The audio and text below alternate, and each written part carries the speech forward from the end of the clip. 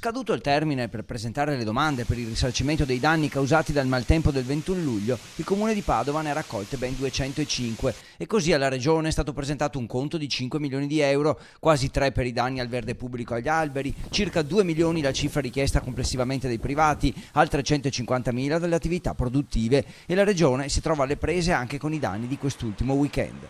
La Regione intanto è stato di crisi, questa mattina abbiamo fatto anche quello per sabato notte, non c'è stata solo Sarmede, ci sono stati momenti franosi nella Pedemontana, in montagna è arrivata anche la neve. Oggi la normativa è chiara, il compito della Regione è quello di dichiarare lo stato di crisi e raccogliere dal territorio tutta la documentazione, sostenendo poi le richieste a Roma. La legge ci permette di presentare lo stato di crisi, fare richiesta a livello nazionale, le amministrazioni raccolgono l'elenco dei danni e dopodiché si chiude il pacchetto. Il governatore però va oltre, il futuro è quello di una polizza assicurativa stipulata direttamente dalle famiglie e dai residenti che copra anche danni del tutto inevitabili come quelli del maltempo. La realtà vera è un'altra, la realtà vera è che noi abbiamo circa 2 miliardi di danni catastrofali all'anno in Italia, bisogna arrivare a una polizza.